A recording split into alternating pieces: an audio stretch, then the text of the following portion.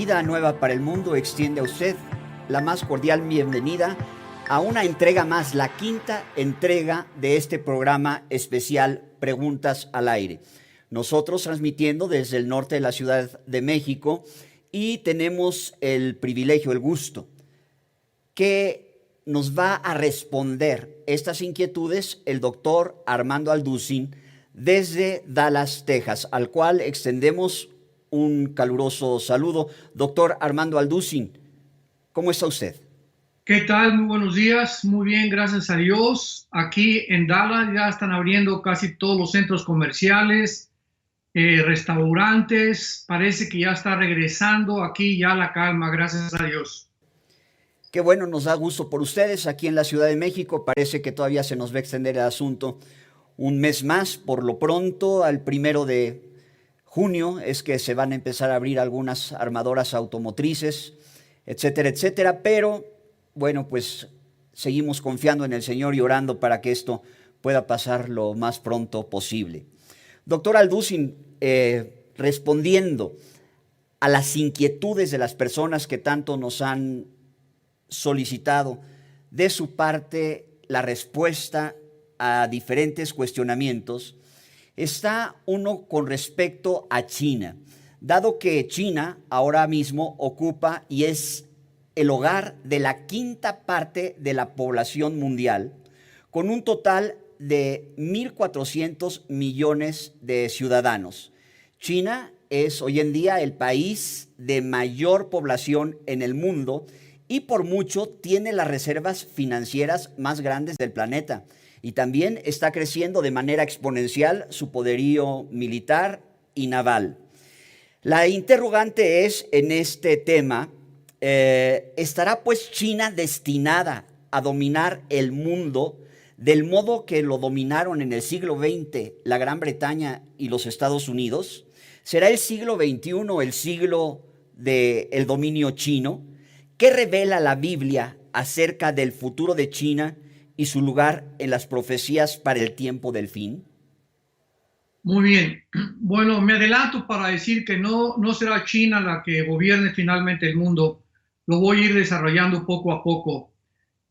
Es maravilloso en el tiempo que nos encontramos que podamos tener las Sagradas Escrituras, que podamos a través de la Biblia asomarnos, ¿verdad? Es como una ventana que Dios nos ha abierto hacia el futuro y que podamos todos nosotros ir viendo claramente la forma, hasta podríamos decir cronológicamente, como los eventos se van a ir desarrollándose geopolíticamente, proféticamente, religiosa, filosófica, económica, etcétera, etcétera. Así que cuando nosotros abordamos este tema de la China, pues es maravilloso ver, ¿verdad?, que desde hace más de 20 siglos la Biblia hablaba y mencionaba ya esta región geográfica del Oriente, donde, por ejemplo, en el libro del Apocalipsis capítulo 16, se menciona a la China como uno, aunque no con el nombre de la China, pero se mencionan a las naciones del Oriente que asumimos la más poderosa ahorita actualmente es China, Japón, Singapur, Tailandia, Finlandia, Indonesia, etcétera, etcétera, que ya son naciones musulmanas, pero la China indudablemente que ocupa un lugar estratégico, político, actualmente en el Oriente. Y dice así en el libro del Apocalipsis capítulo 16, versículo 2 en adelante, está mencionando aquí en la sexta copa de los juicios de Dios. Apocalipsis 16, 12. El sexto ángel derramó su copa sobre el gran río Éufrates. Es muy importante de aquí en adelante que pongamos atención en las áreas geográficas que la Biblia menciona, porque el río Éufrates corre desde Turquía y desemboca en el Golfo Pérsico, casi 2,000 kilómetros de largo, y divide, ¿verdad?, parte del Medio Oriente y del Oriente. Así que el río Éufrates en la Biblia es clave para entender muchas profecías. Entonces, repito, el sexto ángel derramó su copa sobre el gran río Éufrates y el agua de este se secó para que estuviera preparado el camino a los reyes del Oriente. En otras palabras, la Biblia nos habla que Dios va a secar el río Éufrates, porque, repito, es lo que divide el oriente del Medio Oriente. Y para que pudieran avanzar todos los ejércitos que vienen del oriente hacia el Medio Oriente, o sea, a la ciudad de Jerusalén, a Israel, era necesario que el río Éufrates fuera secado. Esto, repito, fue previsto hace 20 siglos y ahora entendemos claramente, para que esas profecías se cumplan, que el río Éufrates necesita ser secado. Y a continuación dice el versículo 13, y vi salir de la boca del dragón y de la boca de la bestia y de la boca del falso profeta 3 espíritus inmundos a manera de ranas, pues son espíritus de demonios que hacen señales y van a los reyes de la tierra en todo el mundo para reunirlos a la batalla de aquel gran día del Dios Todopoderoso. Versículo 16, y los reunió en el lugar que en hebreo se llama Armagedón, que en el hebreo la palabra Armagedón significa el monte de la matanza. Muy bien, aquí la Biblia nos está profetizando hace 20 siglos, 2000 años, un poquito más de 20 siglos, de que llegaría el momento en el que los reyes del oriente, y vuelvo a repetir, los tiene que encabezar China forzosamente, y lo vamos a comprobar a continuación, van a atravesar el río Éufrates para llegar hasta Israel. Vamos también a ver qué interesante es esto, porque nos preguntamos, ¿qué tiene que hacer la China tratando de avanzar hacia Israel con un ejército que lo vamos a ver ahorita de casi 200 millones de soldados? Y podemos decir que desde la Segunda Guerra Mundial todos los ejércitos no sumaron ni siquiera 50 millones. Entonces vemos en el capítulo 9 del Apocalipsis, para ir confirmando que es la China, versículo 13 en adelante, en la sexta trompeta, Apocalipsis 9, versículo 13 en adelante, el sexto ángel tocó la trompeta, oí una gran voz entre los 4 cuernos del altar de oro que estaba delante de Dios, diciendo al ángel que tenía la trompeta, desata a los 4 ángeles que están atados junto al gran río Éufrates. O sea, el río Éufrates no solamente es el inicio de la civilización, porque ahí se encontraba muy cerca el río, el huerto del Edén, perdón. La Biblia nos habla en el capítulo 2 del Génesis que el río Éufrates era uno de los ríos que corrían por el Edén. Así que el río Éufrates también divide el oriente del Medio Oriente, de esta zona geográfica donde la mayor parte de las profecías bíblicas se van a cumplir precisamente en los tiempos que estamos viviendo.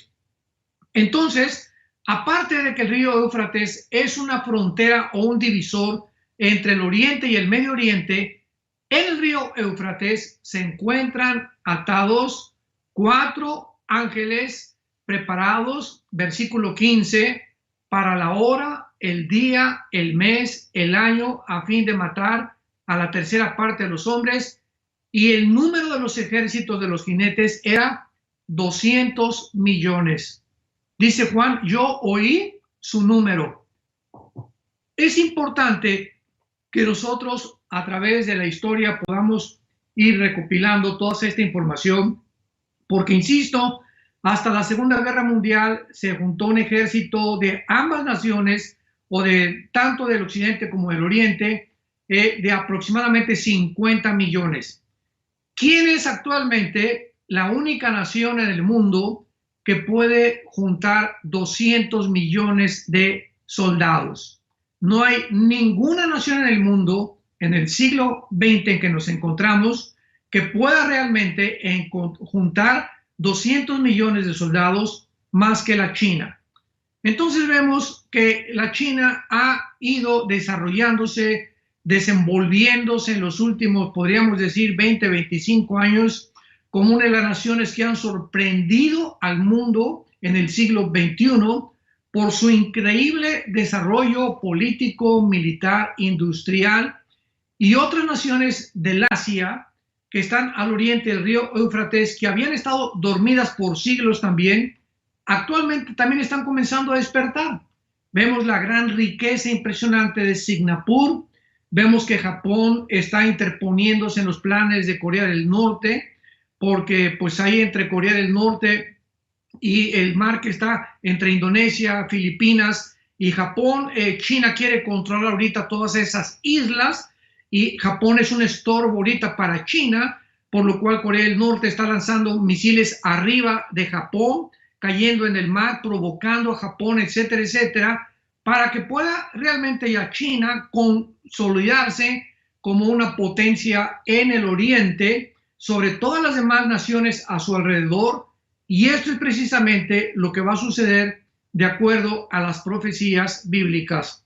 Ahora, muy bien, nosotros podemos continuar desarrollando y dándonos cuenta que la Biblia profetiza claramente que el mundo se va a dividir en 4 áreas o en 4 componentes antes de la venida de Jesucristo: al norte, al sur, al oriente y al occidente. En el norte tenemos en la Biblia a Rusia, a Turquía, a Irán y a Siria. Este conglomerado de naciones van a formar parte de la Confederación Bíblica del Norte. En el sur va a estar las naciones islámicas de Egipto, Libia, Sudán, Etiopía, etcétera, etcétera.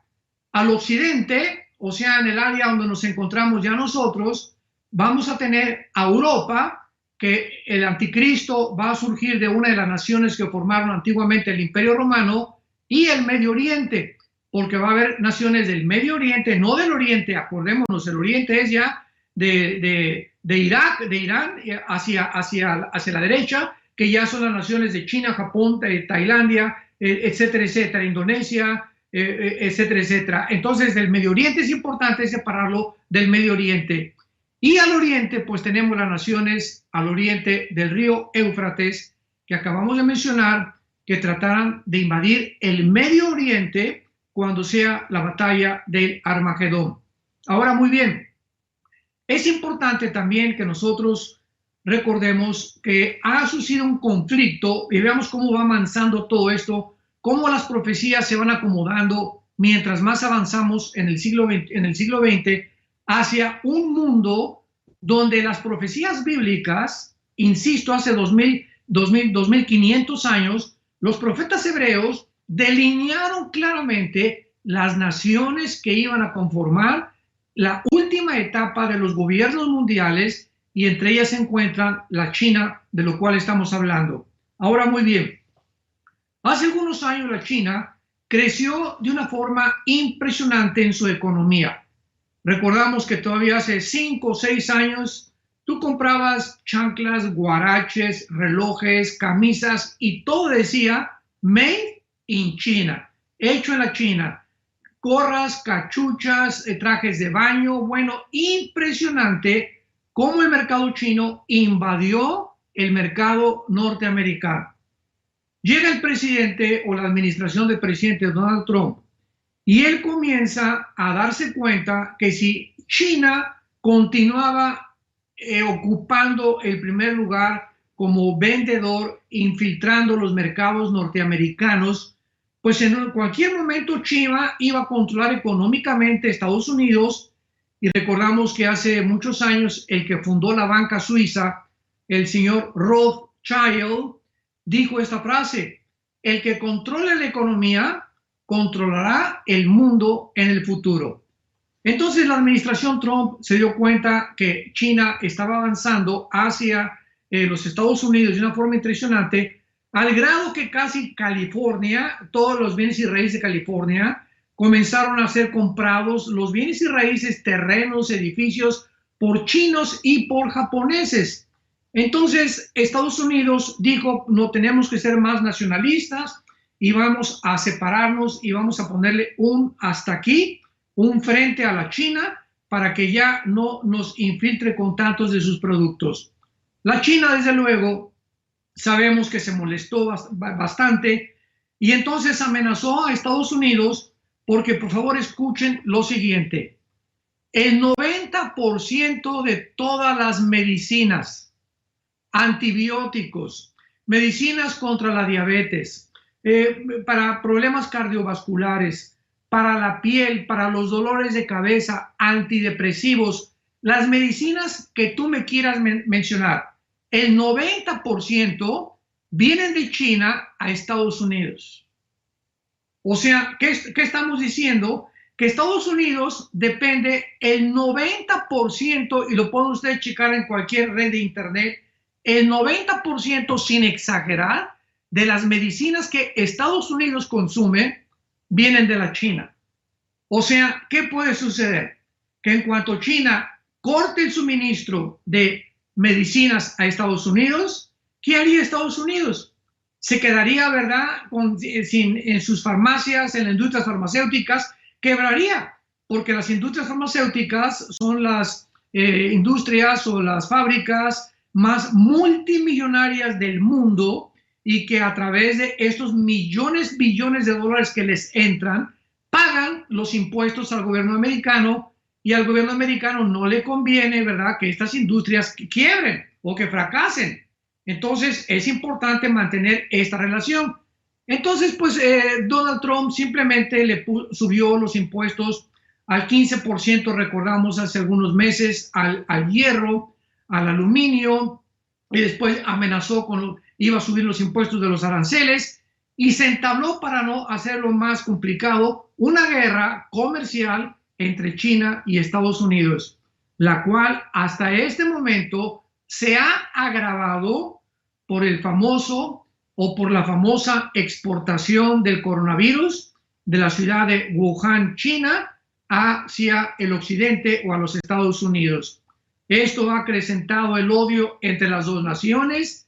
Estados Unidos ya está apelando a las Cortes de Justicia Internacional, junto con otras naciones de Europa y de Sudamérica, para demandar a la China por más de $1 trillón, porque aproximadamente Estados Unidos tiene una deuda de casi 2 o 3 trillones de dólares con la China.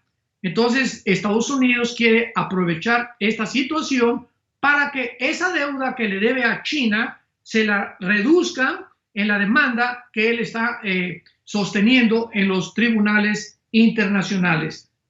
Así que pues nos encontramos actualmente en el siglo en que nos encontramos ahora, viendo esta guerra comercial, estas amenazas. No sabemos en qué va a acabar todas las cosas. China, desde luego, se va a defender, porque ahorita es el segundo consumidor del petróleo. El petróleo se hundió completamente, está a 10, 12 dólares el barril actualmente. Así, en Estados Unidos, lo único que hay barato ahorita en Estados Unidos es la gasolina. Bajó casi un 25% el galón de gasolina aquí en Estados Unidos. Todas las demás cosas están comenzando a subir por la inflación, porque Estados Unidos ha tenido que comenzar a imprimir dinero.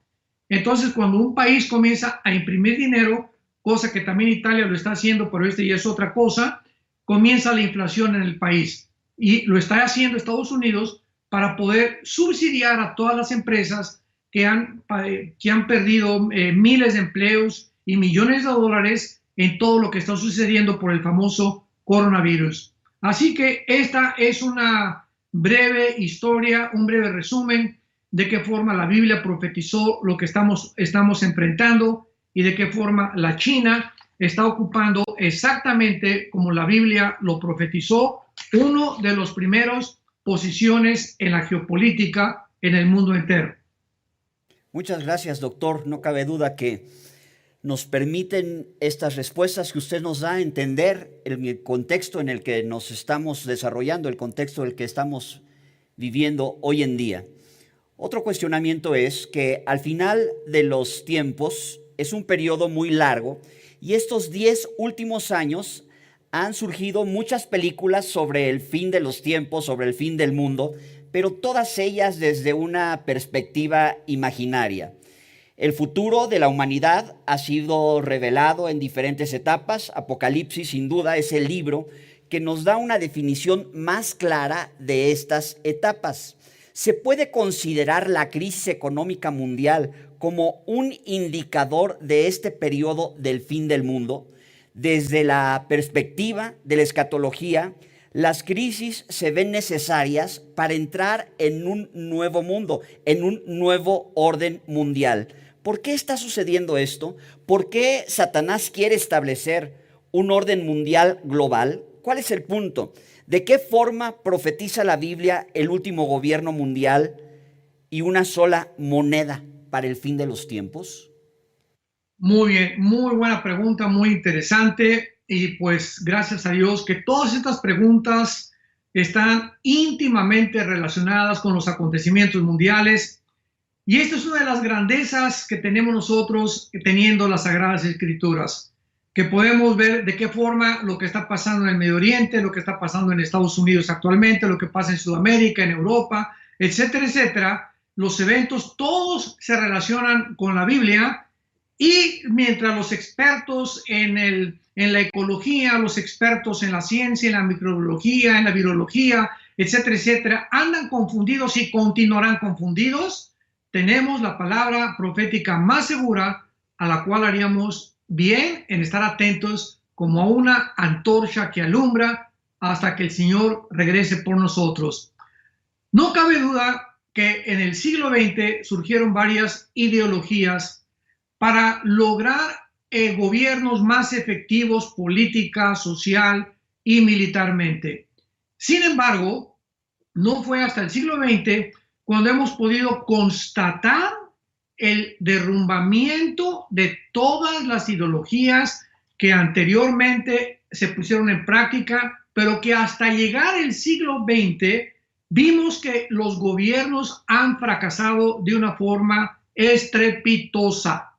Por ejemplo, termina la Primera Guerra Mundial en 1918, de 1914 a 1918, 4 años de la Primera Guerra Mundial, y en el siglo XIX se habían reunido ya dos, podríamos llamarles filósofos, llamados Carlos Marx y Federico Engels, y comenzaron entre los dos a aportar sus ideas en el libro del capitalismo y el manifiesto comunista.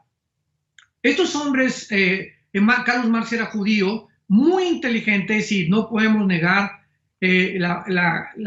ahora sí que la amplitud de su pensamiento y cómo desarrollaron este sistema de ideología que se llamó el comunismo y que más tarde cambió el nombre al socialismo. Y ahora pues ya es un socialismo capitalista, o sea, no me quiero adelantar.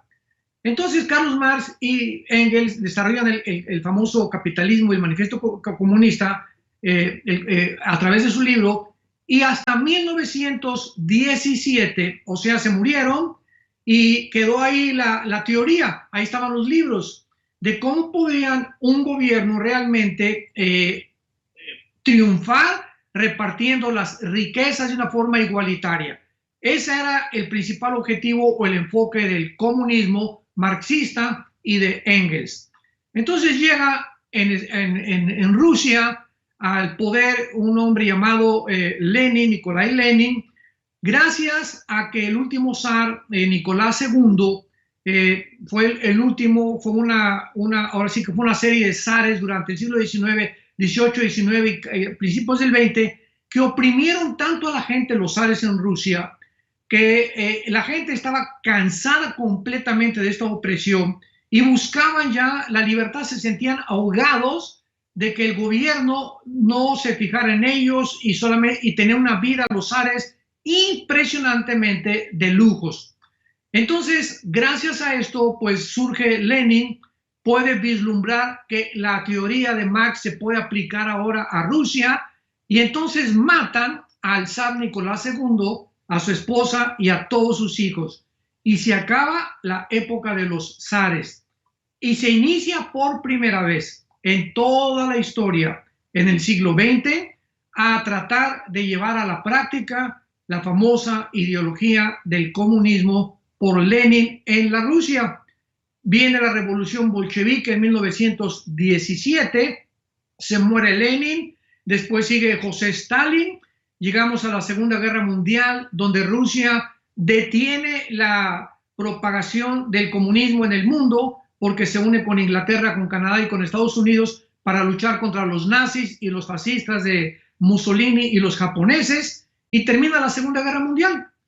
Al acabar la Segunda Guerra Mundial, el modelo que comenzó el mundo a seguir de gobierno, estamos hablando del gobierno, todo esto lo tenemos que comunicar para que veamos que si no conocemos la historia, no podemos ver los antecedentes que dan lugar a lo que estamos actualmente viviendo. Entonces sí es importante regresar para ver la raíz, porque si no tenemos la raíz y queremos cortar una rama, el problema no es la rama del árbol, sino la raíz que produce el fruto podrido.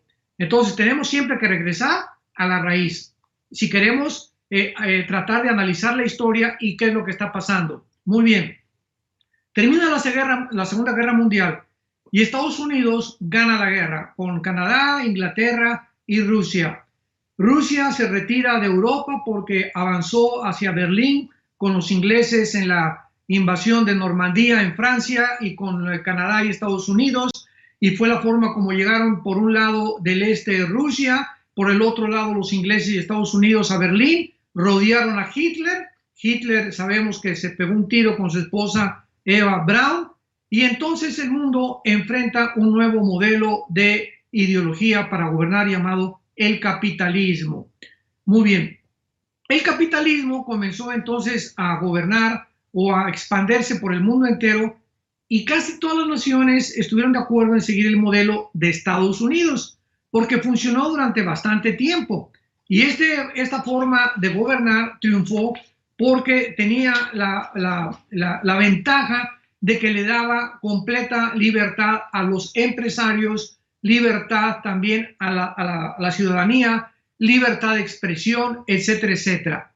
Entonces, al entrar al siglo que nos encontramos, al siglo XXI, descubrimos que el capitalismo fracasó también.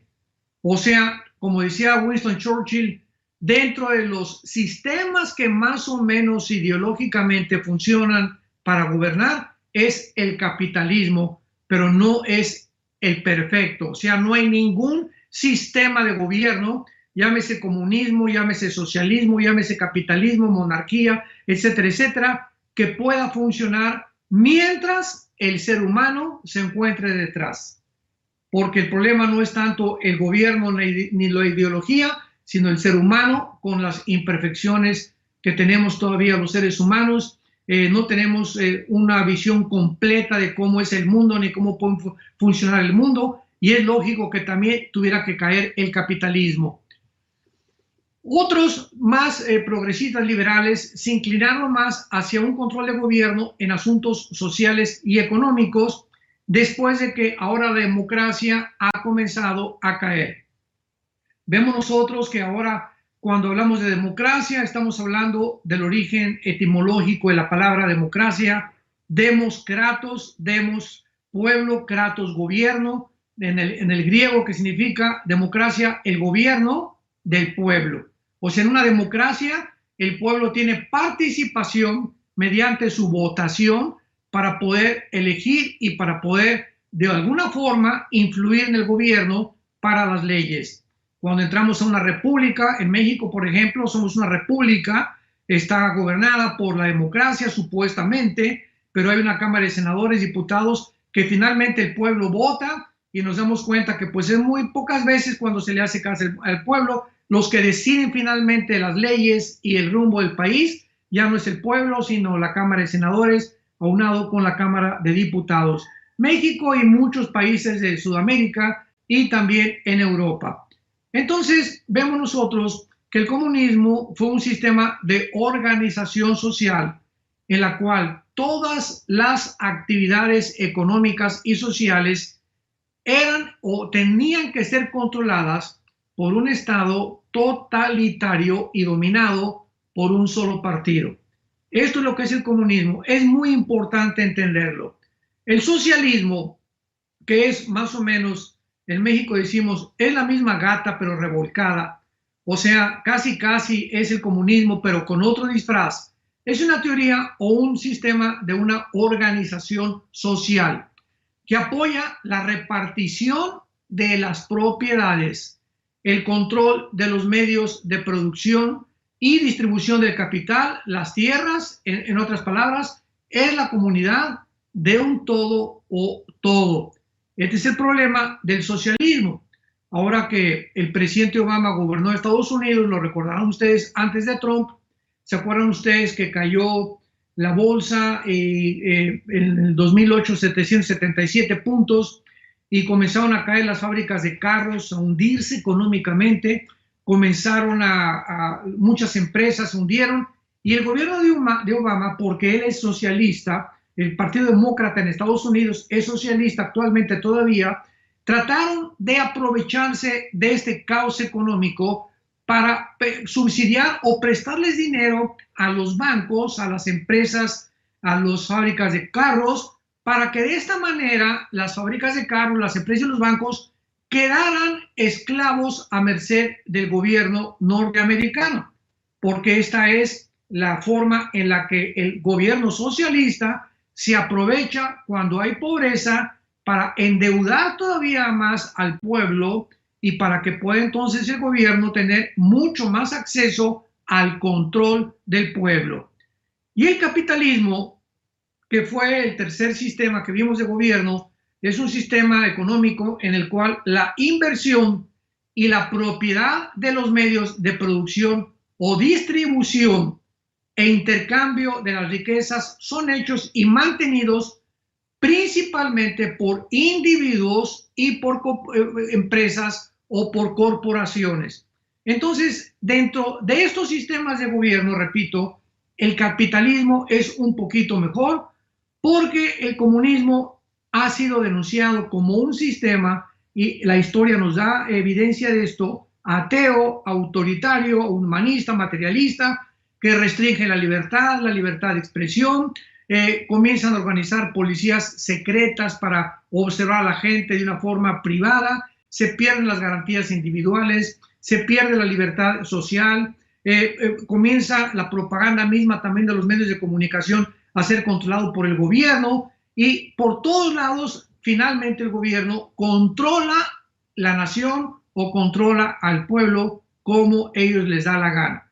Entonces, todo esto ha aunado para que se comenzara a hablar de un nuevo gobierno mundial. O sea, no fracasó el comunismo, fracasó el socialismo, fracasó la democracia en el siglo XX, estamos entrando al siglo XXI, donde ahora ¿cuál? Increíble, por ejemplo, en Sudamérica, aquí en el continente americano, pues la mayor parte de las naciones buscando también, cuando cayó el comunismo en 1989, recordarán, cuando cayó el muro de Berlín, los comunistas dijeron, ¿y ahora para dónde? Como decimos en México, ¿y ahora para dónde le llego? ¿Para dónde me voy? ¿Qué vamos a hacer? Pues entonces regresó otra vez el siglo XXI donde nos encontramos y volvieron a desenterrar otra vez la ideología marxista que está comenzando otra vez a implementarse y a tratar de darle otra cara, como China, que aunque es un gobierno comunista, próspero económicamente, ya no es comunista 100%. Es ahora comunista capitalista. Háganme el favor. O sea, ya nos damos cuenta que no hay partido, no hay ideología, todo es un revoltijo, es una ensalada del Che, lo que el mundo ha hecho al llegar al siglo XXI, y pues estamos completamente perdidos en todas estas situaciones. Y ahora se habla pues del nuevo orden mundial, donde la Biblia profetizó hace 2000 años que ni el comunismo, ni el socialismo, ni el marxismo, ni las monarquías iban a gobernar el mundo antes que Cristo regresara, sino que se iban a unir 5 naciones de Europa con 5 naciones del Medio Oriente, se iban a unir, y estas 10 naciones, 5 del Medio Oriente y 5 de Europa, tenían que haber formado parte del antiguo Imperio Romano. Y cuando estas 10 naciones se unan en un G10, entonces un hombre llamado el Anticristo o la Bestia o el hombre de pecado, en la Biblia se le llama de muchos títulos, va a surgir en medio de estas 10 naciones y él va a controlar el mundo por medio de la economía, con la famosa marca del Anticristo, que es el 666, del cual ya hablamos anteriormente. Entonces ahorita, todo lo que está ahorita pasando en Europa, se sale Inglaterra de la Unión Europea, Ahorita Alemania dice, ¿por qué tengo que estarle dando impuestos también a la Unión Europea? Y finalmente, ¿qué es la Unión Europea? Que nos ha convenido haber estado pagando impuestos y haber sacrificado la moneda alemana para poder tener un euro. Entonces hay una crisis ahorita en Europa económica que está suscitando y preparando el caldo de cultivo para que Europa llegue al punto donde actualmente lo podemos ver, que es un caos total, donde ya el Banco Central Europeo, el Fondo Monetario Internacional, no tiene dinero para subsidiar ya a Italia, a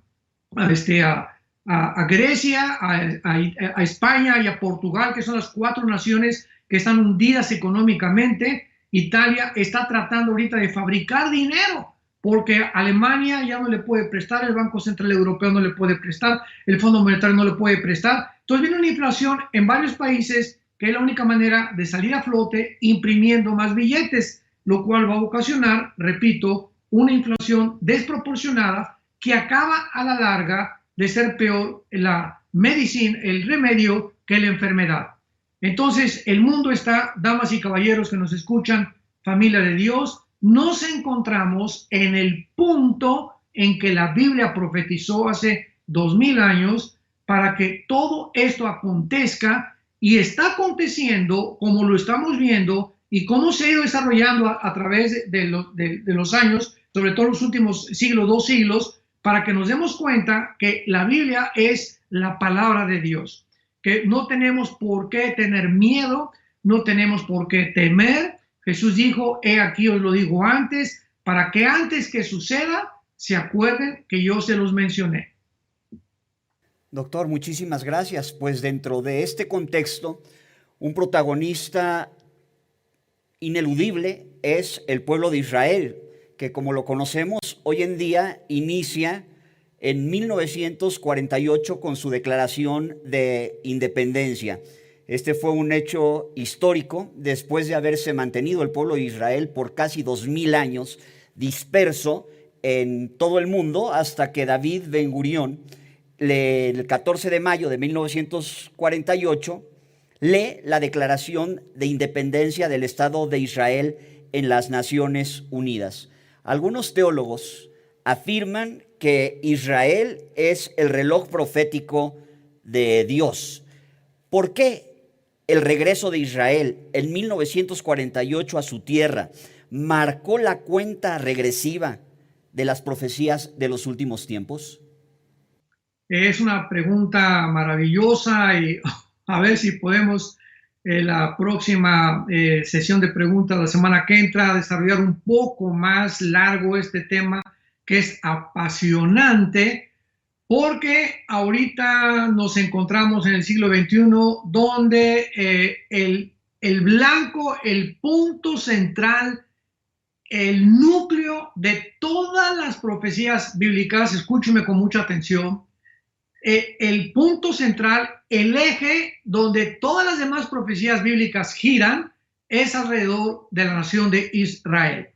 Entonces es importante, ¿verdad?, que podamos desarrollar esto con mucho más calma. Vamos a dar algún resumen ahorita, pero ¿por qué Dios escogió a Israel en primer lugar? Y esto lo tenemos que contestar después, tal vez la semana que entra.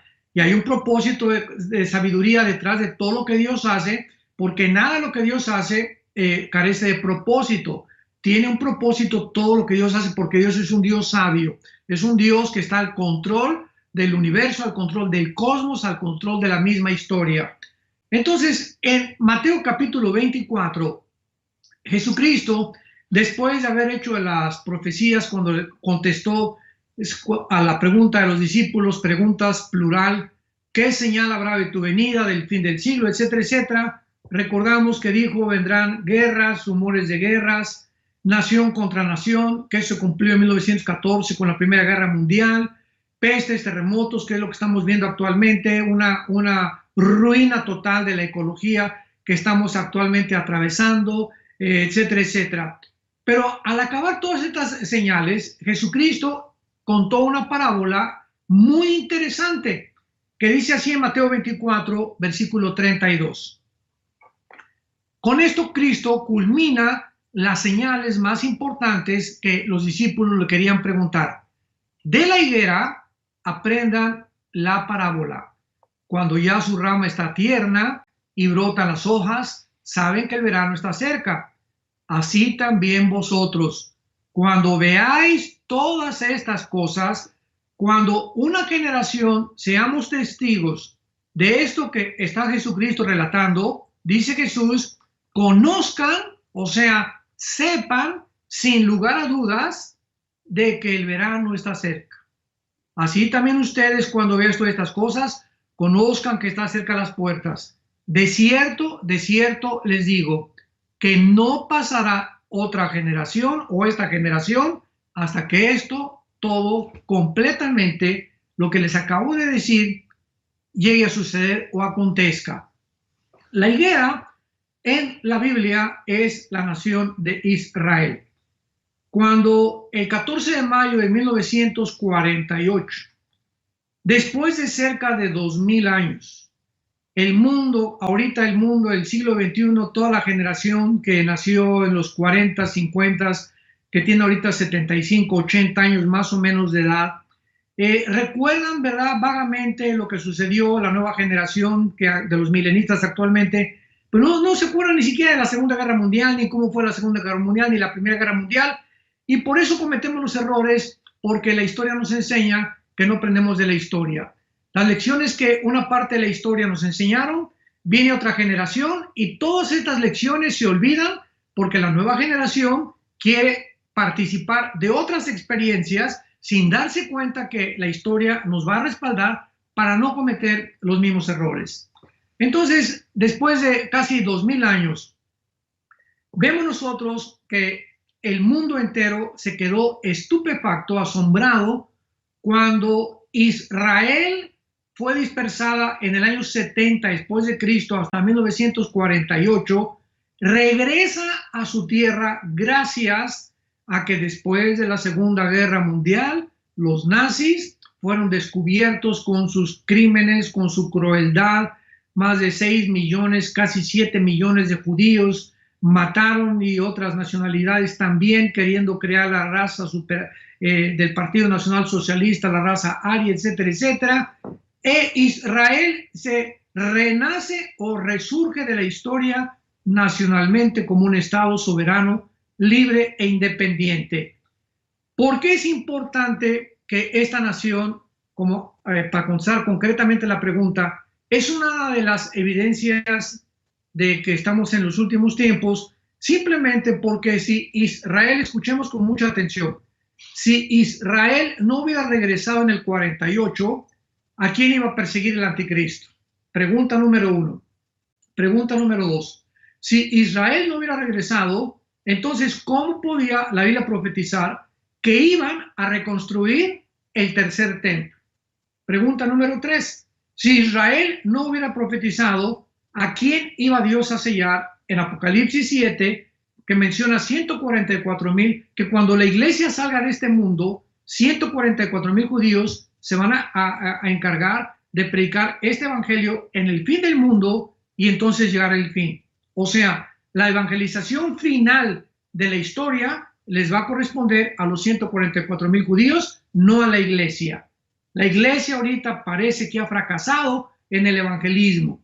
Sabemos que ya tenemos años donde ya casi no hay cruzadas evangelísticas y donde ya no se predica el arrepentimiento, no se predica ya sobre el pecado, etcétera, etcétera. Entonces, Dios va a volverse a Israel otra vez para cumplir la semana 70, que es otro tema, y los judíos van a predicar antes de que Jesucristo regrese.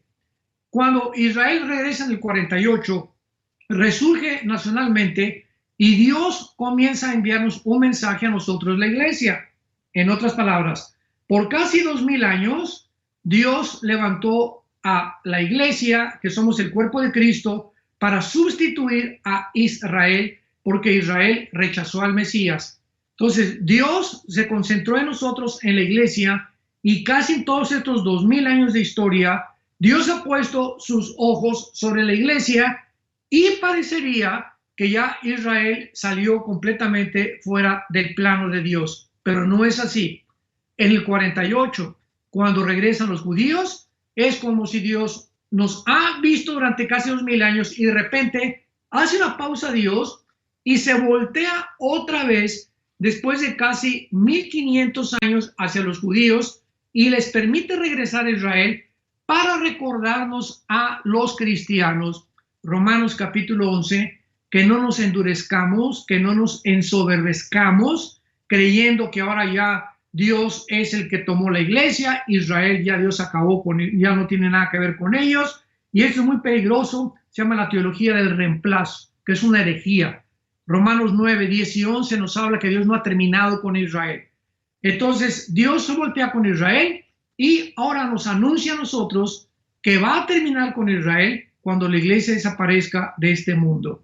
Así que es maravillosa la forma como Dios ha trabajado últimamente con Israel y de qué forma nos ha mostrado que verdaderamente a Israel, tal vez la semana que entra vamos a continuar profundizando las guerras de Israel y la relación que tienen con el mundo que estamos viviendo para comprobar una vez más que la palabra de Dios es viva y eficaz, más cortante que toda espada de dos filos y penetra hasta partir el alma y el espíritu, las coyunturas y los huesos. Y si tú eres una persona que nos estás viendo y que tal vez no has tenido la oportunidad de poder darte cuenta, concientizarte que la vida está en un hilo en todos nosotros, en cualquier momento ese hilo se revienta, en cualquier momento Dios te llama al cielo, o si te mueres sin Cristo te condenas eternamente en el infierno.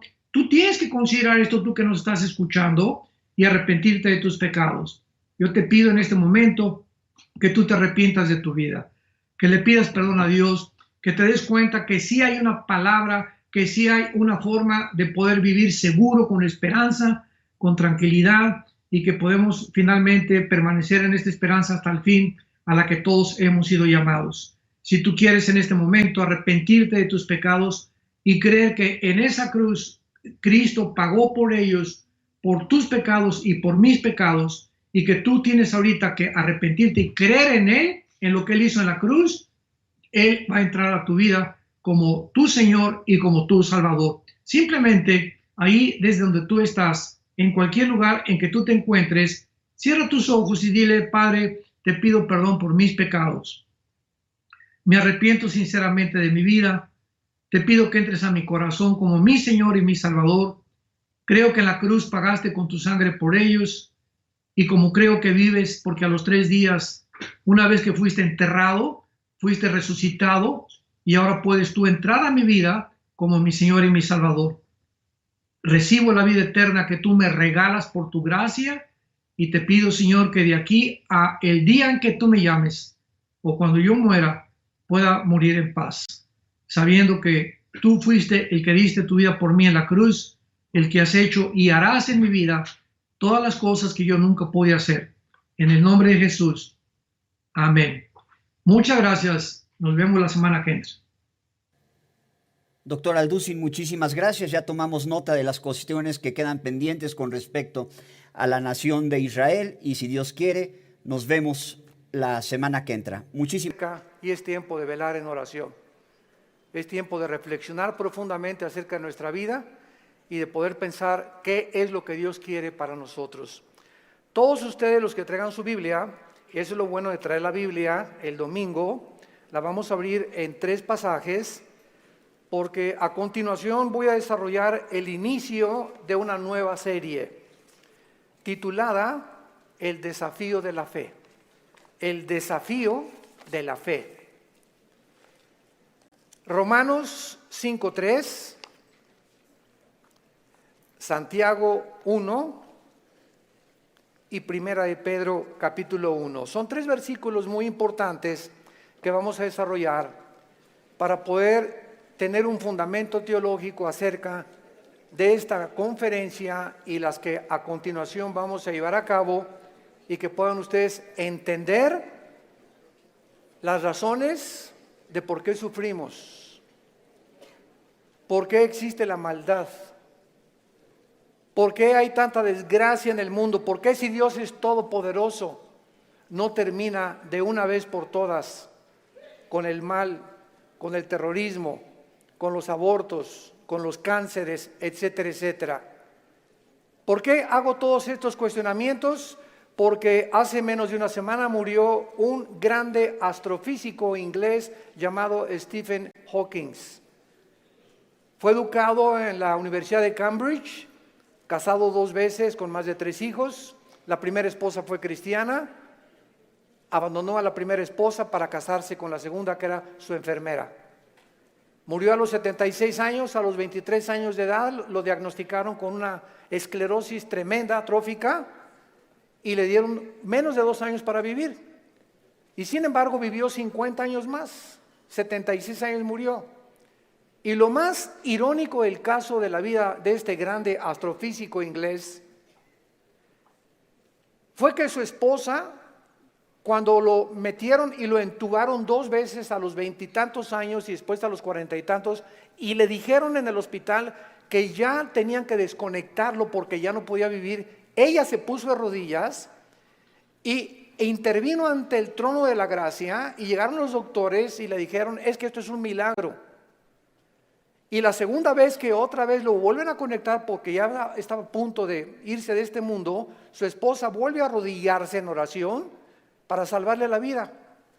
Él supo que su esposa estaba de rodillas orando por él, y cuando él tuvo esta oportunidad de poder decirle a Dios: gracias porque me concedes la vida, se siguió burlando de ella. Y las palabras de él a su esposa fueron las siguientes: yo no hago caso de la religión porque es la ciencia la que nos da la verdad. Me dio mucha tristeza que antes de morir haya muerto negando a Dios y declarando que Dios no es el creador del universo. En ese momento, cuando escuché este programa de televisión, porque fue a través de las noticias que escuché esto, inmediatamente vino a mi mente la vida de más grandes astrofísicos que él, que fueron cristianos. Él argumentó que era porque la verdad estaba en la ciencia, y sin embargo Blaise Pascal, astrofísico francés, escribió cantidad de tratados acerca, y no era un religioso, era un cristiano. Blaise Pascal confesó, y en sus libros lo dijo: Jesucristo es mi Señor y mi Salvador. Nadie se puede comparar en la astrofísica con Blaise Pascal. Y después tenemos a Isaac Newton. ¡Qué tremendo! Isaac Newton, que comienza a postular las leyes de la famosa gravitación, cristiano de los pies a la cabeza, y muere alabando a Dios y dándole gracias a Dios por la muerte de Cristo. Louis Pasteur, siglo XX, un famoso doctor, experto en medicina, y el legado que él dejó a la ciencia fue impresionante, cristiano. Y finalmente Alberto Einstein, que fue famoso cuando dijo: Dios no juega con el universo como si jugara los dados. Todos estos hombres fueron cristianos y creían en Dios. Los filósofos de hace 2150 años aproximadamente, 150 años antes de Jesucristo, Aristóteles, que fue el maestro de Alejandro el Magno, Platón, Sócrates, Demóstenes, creían en un Dios. Por lo menos dijeron: pienso, luego existo, existo, luego vivo. Esta causa no puede estar dentro de mí, esta causa tiene que estar fuera de mí. Tiene que haber algo, llámale la fuerza, una entidad superior, pero tiene que haber algo que trascienda, que es Dios. Aunque no lo pudieron nunca ubicar, el apóstol Pablo en Hechos 17 se enfrenta con los atenienses filósofos, discípulos de un gran hombre que se llamaba Zenón, y los discípulos eran los epicúreos y los estoicos. Y Pablo en Hechos 17 les demuestra y les dice: ustedes adoran a un Dios porque tienen un monumento altísimo que decía: al Dios desconocido. O sea, ellos lo único que sabían es que tiene que haber una causa detrás de la existencia del mundo y del universo. Pero llegamos al siglo XX, donde se levantan Friedrich Nietzsche, Jean-Paul Sartre, Bertrand Russell, Richard Dawkins, y finalmente este astrofísico que muere diciendo que Dios no puede existir ni ser el creador del universo. ¿Saben ustedes por qué el astrofísico Stephen Hawking negó a Dios antes de morir? Simplemente porque no pudo explicar sus sufrimientos.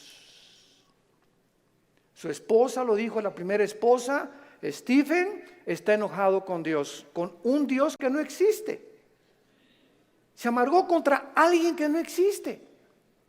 Y siempre estuvo repelando, ¿verdad? Porque si Dios es Dios, no lo sanaba y no lo levantaba de esa silla de ruedas. Hace poco ustedes escucharon el testimonio de Nicky, un muchacho sin brazos y sin piernas. Nació con el puro tronco nada más. Y cuando oye su testimonio dice que a los 8 o 9 años de edad, como no podía suicidarse, se metió y con la boca abrió la llave del baño para ahogarse. Y en ese momento él reaccionó y dijo, ¿pero qué es esto? Y comenzó a gritarle, Dios, si existes, dime la razón por la cual me trajiste hacia el mundo, sin brazos y sin piernas. Y entonces él entrega a los 11, 12 años de edad su vida a Jesucristo. Y no se imaginan ustedes los millones de almas que este muchacho, Nicky se apellida, ¿verdad? Nicky ha ganado en el mundo. Aquí lo tuvimos en México y mi esposa y yo, su esposa es mexicana y se han discipulado con nosotros desde hace muchos años. La esposa de él y la familia de ella también. Ahora ya van a ser papás otra vez. Así como lo ven, pero juguetón. Gracias a Dios por su vida. Entonces, podríamos nosotros realmente, porque esta es la espada y este es lo que esgrimen los ateos, los escépticos, los agnósticos, es que ¿por qué si hay un Dios hay un sufrimiento? ¿Por qué es? Entonces, como no pueden entender y no tienen respuestas y no las van a tener fuera de la Biblia, se encierran en una cárcel. Y en lugar de que este hombre hubiera podido escuchar a su esposa, bueno, ok, tú me dices que es un Dios, dime por lo menos, o explícame por qué permite el sufrimiento. Pero ni siquiera quiso hacer eso. Negó completamente todo contacto con la Biblia. Y esta es la razón de esta serie que me he propuesto comunicarles a todos ustedes y a todos los que nos escuchan a través de las redes sociales, porque es el tiempo que seamos luz. El mundo está pidiendo respuesta a los políticos, astrofísicos, ateos, agnósticos, escépticos, etcétera, etcétera. Las universidades en Latinoamérica están llenas de ateos, infectando las mentes de nuestros hijos, incitándolos a una revolución, incitándolos a la violencia, porque ellos creen que a través de esta violencia y de este idealismo pueden ellos hacer un cambio en México social, o en Veracruz, o en cualquier otra nación. ¿Por qué? Porque hay un idealismo en la juventud que no tiene respuestas y nosotros somos la luz del mundo. Ya es hora que brillemos, ya es hora que levantemos la lámpara. Todos los 70s, 80s y 90s del siglo XX persiguieron a la Biblia, persiguieron al cristianismo, persiguieron a los pastores en Latinoamérica. Yo recuerdo cuando fui a la universidad a la conferencia en la Facultad de Filosofía y Letras, cómo querían burlarse todos. Ay, ya llegó el padrecito, así me decían, ya llegó el padrecito. A ver de qué nos va a hablar el padrecito, porque como ellos no tienen respuestas, creen que nosotros tampoco las tenemos. Y cuando nos enfrentamos a auditorios y les demostramos que hay más evidencias científicas en la creación bíblica que en la famosa teoría de la evolución. Cuando alguien te diga y tú le preguntes, bueno, ¿cuál es tu punto de vista o tu perspectiva de cómo te imaginas que creó el universo? ¿Qué te van a contestar? Pues por ahí anda una enseñanza, una ideología que se llama el Big Bang o la grande explosión traducida. ¿Y qué significa esto? Que pues los físicos y se imaginan, porque no se puede probar científicamente, que pues comenzó con una explosión en el universo. Y entonces de esa explosión se formó todo lo que nosotros vemos.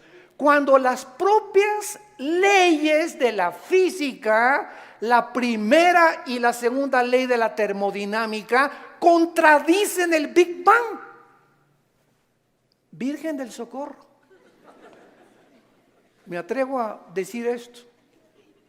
La misma física que dice la primera ley de la termodinámica, nada se crea ni se destruye, la segunda ley, todo tiende al desorden, a la oxidación, a la destrucción, a la corrupción. Nunca del desorden se ha formado el orden por el amor de Dios. Entonces, ¿cómo podemos estar defendiendo una teoría que la aceptamos ciegamente? Porque mi maestro me la enseñó. Porque tu maestro no tiene ninguna otra explicación. Y como dijo Don Teofilito, como decimos aquí en México, ni la tendrán si no vienen a la Biblia.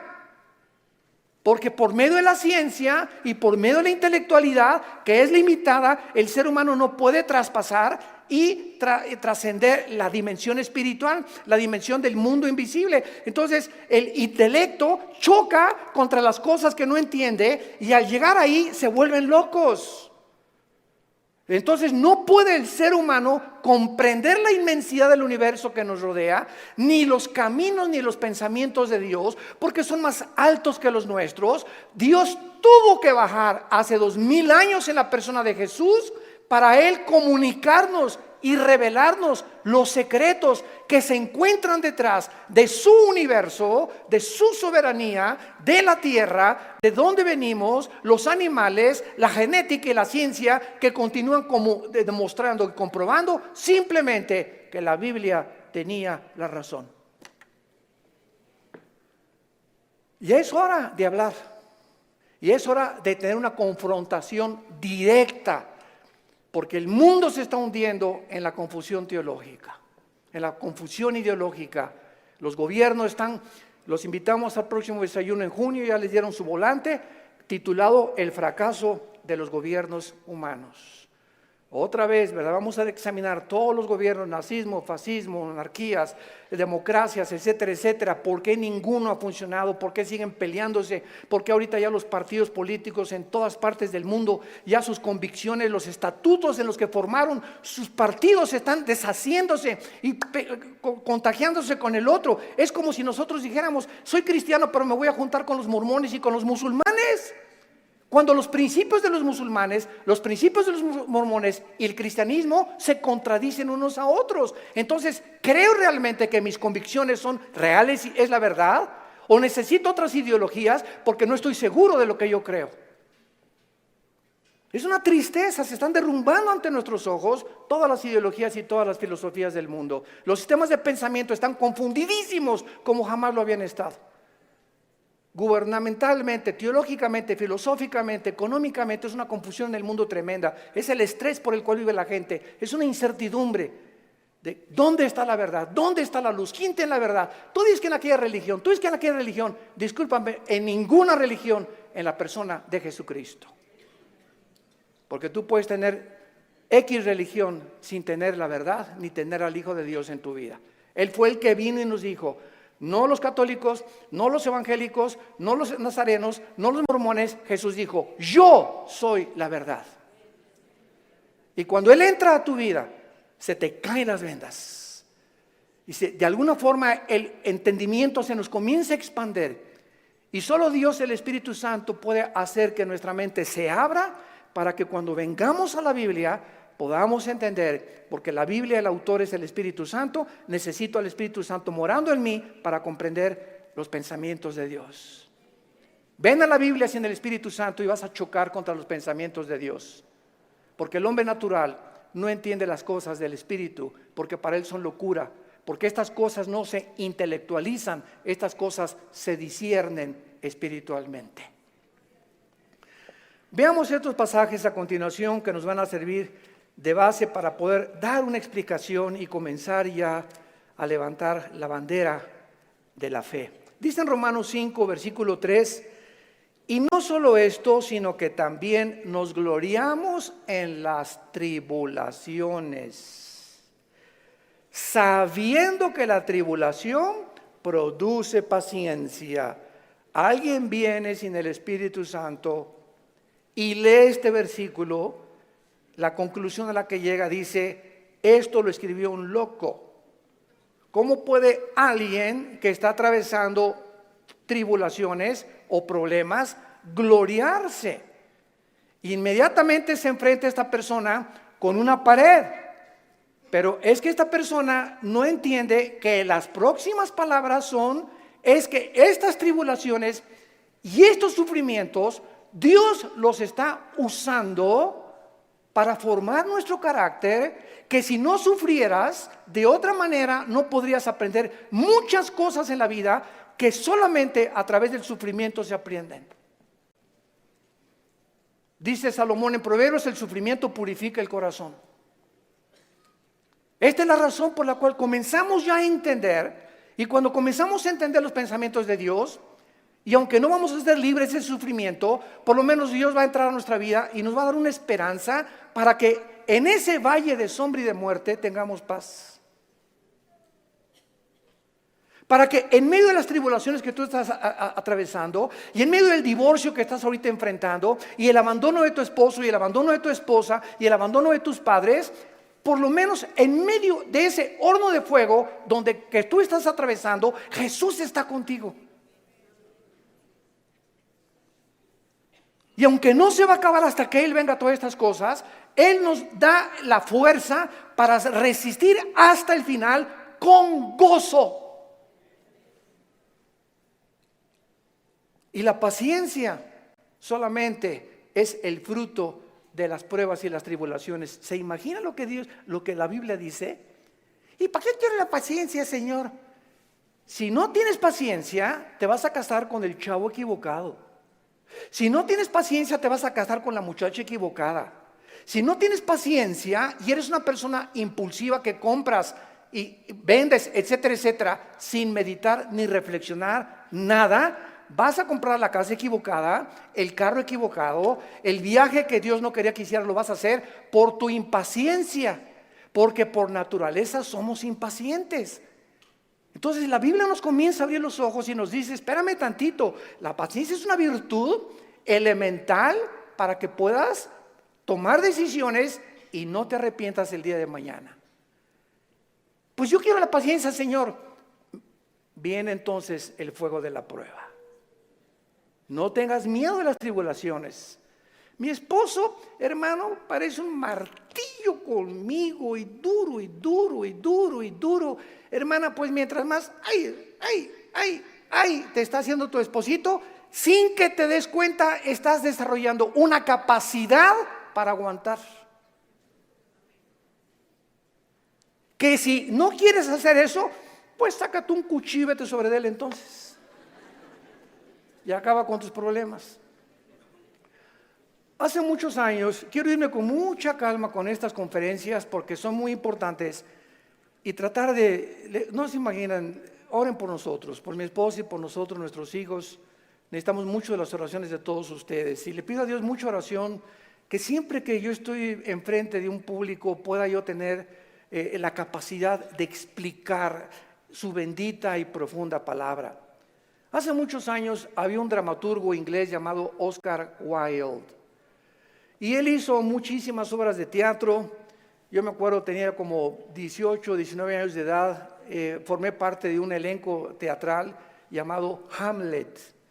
Y en una de las cosas que yo tenía que declarar durante el escenario, en el teatro, representando a Hamlet, ¿verdad?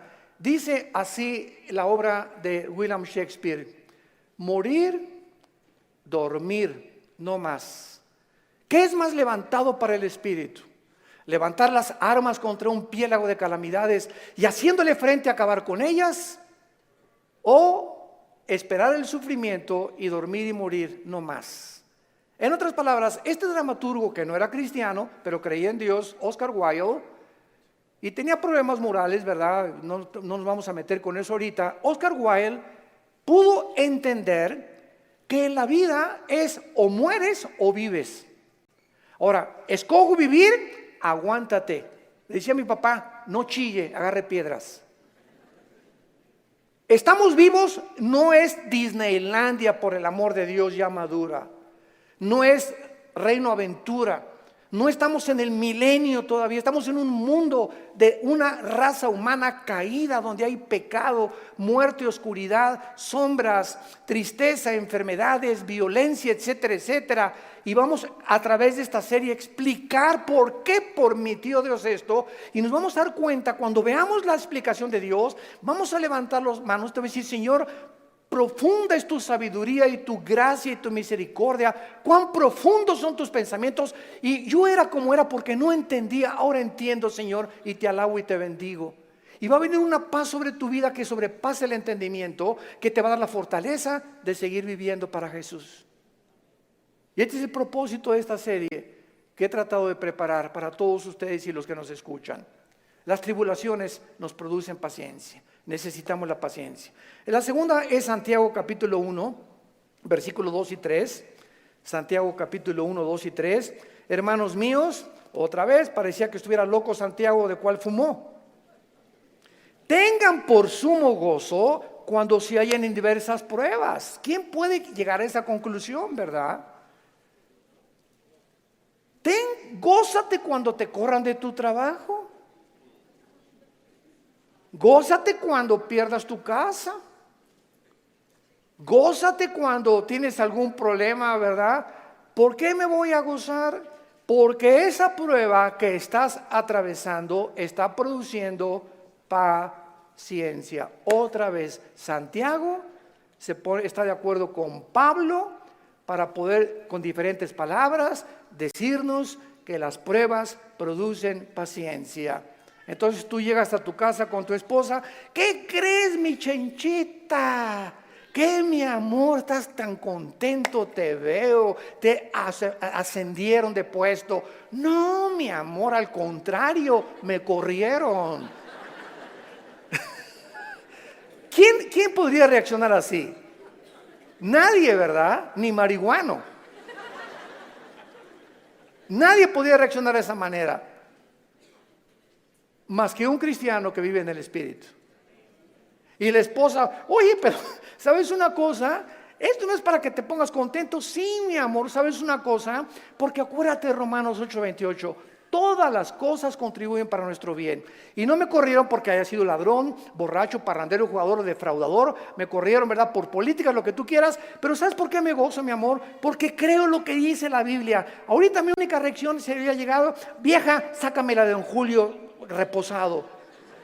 Y vamos a ponernos los dos hasta atrás. Esta vida no vale gorro. Vamos a divertir. ¿Qué nada? ¿Y qué Dios ni qué cristianismo? Esa es la otra reacción.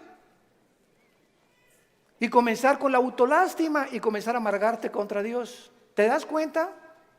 Entonces, en lugar de que tomemos esa actitud, la Biblia nos muestra que nos enfrentemos a los problemas con otra actitud, porque cuando Dios ve que tú enfrentas esa actitud y que tú llegas a tu casa y Señor, gracias, te alabo, yo no entiendo por qué me corrieron, lo único que sé es que tu palabra dice: no desmayes, no tengas miedo, yo soy tu Dios, nunca te dejaré, nunca te abandonaré. Y estoy seguro que viene un trabajo mucho mejor que el que yo tenía. En el momento en el que Dios ve desde el cielo que nuestra reacción aquí en la tierra es diferente a la de los demás seres humanos, Dios nos bendice.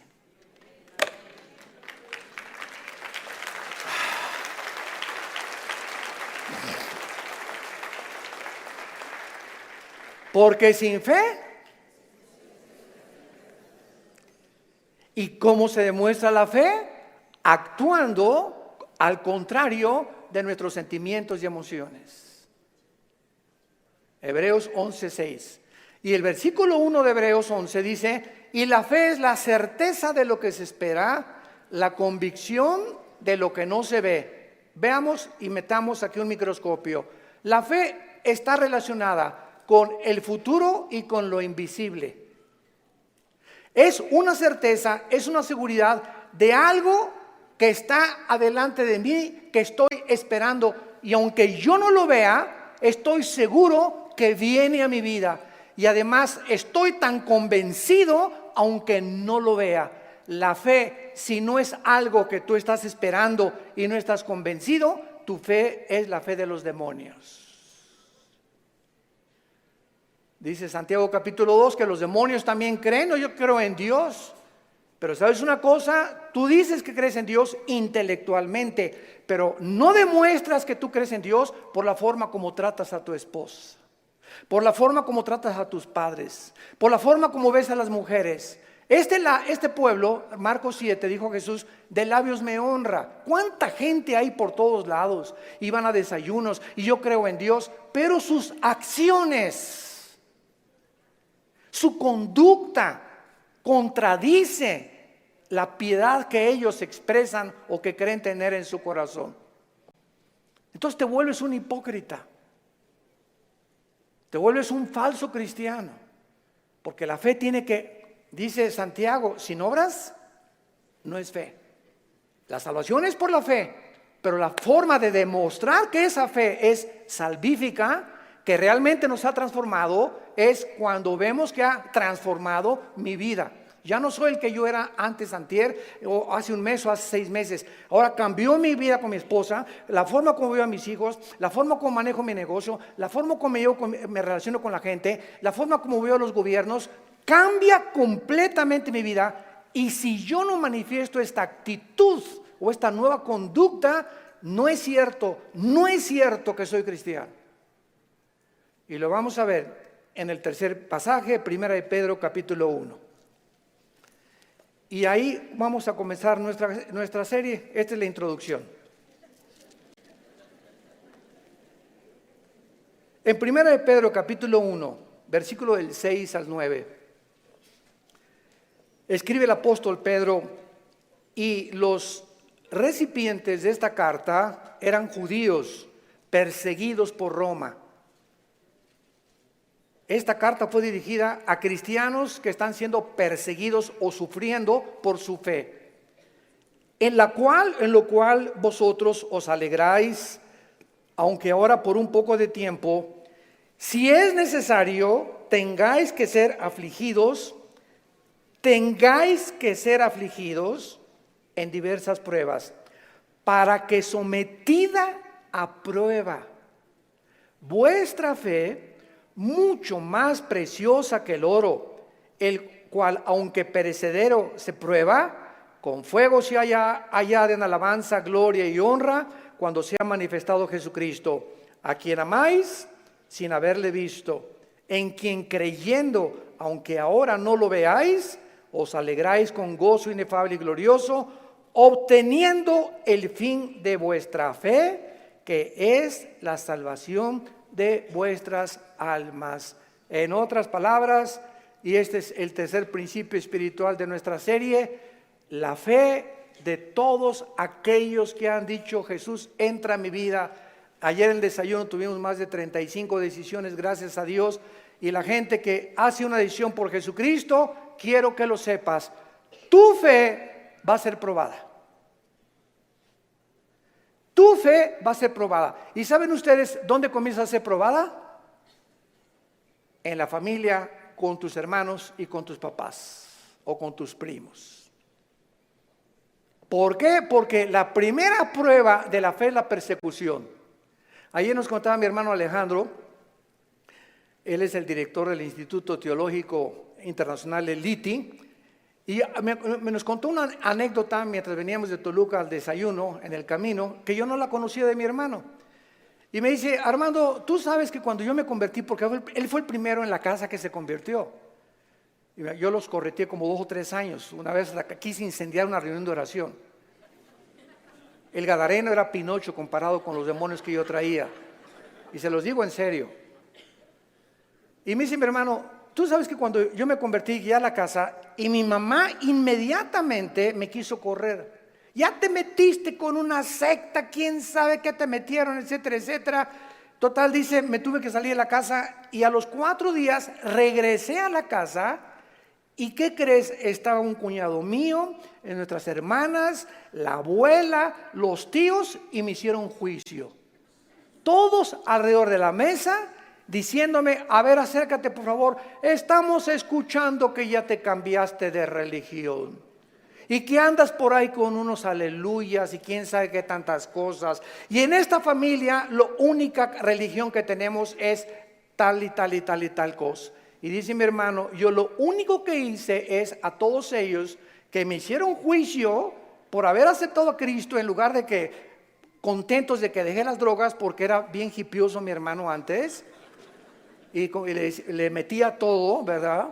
en lugar de que estuvieran contentos, estaban completamente enojados que yo había comenzado a leer la Biblia. Y lo único que les dije fue, puse la Biblia en medio de todos y les dije, ¿la han leído?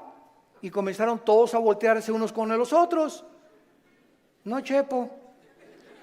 Pues si no la han leído, ¿qué base tienen para juzgarme que yo estoy mal?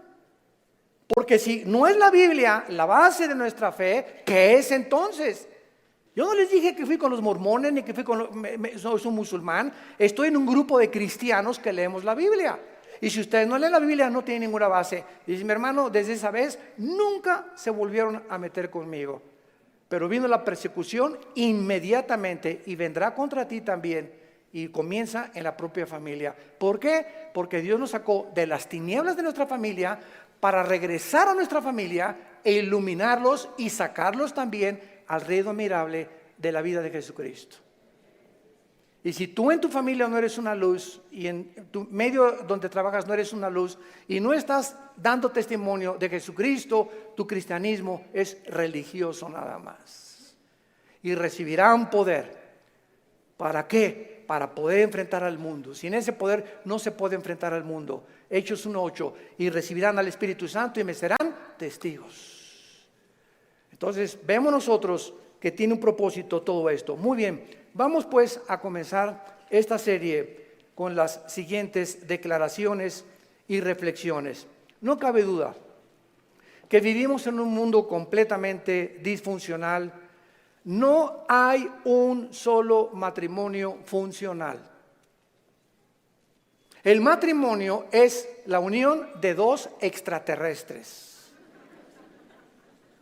Pero por si fuera poco, dos extraterrestres que ninguno se conoce ni se entiende el uno al otro.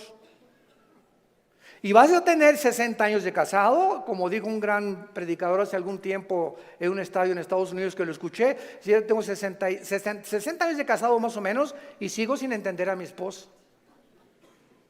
Y como dijo Dios Teofilito, ni las vamos a acabar de entender. Porque no nos manda Dios entenderlas, nos manda Dios amarlas. Entonces, cuando nosotros comprendemos esto, que no hay un matrimonio, o sea, no hay un matrimonio perfecto, es lo que quiero decir. No hay un matrimonio donde todo, en la luna de miel, John Travolta y se casó con esa muchacha que se parece a la Madonna y vamos a ser felices y qué guapo, ¿verdad? Y tiene coche. Todo eso desaparece después de la luna de miel.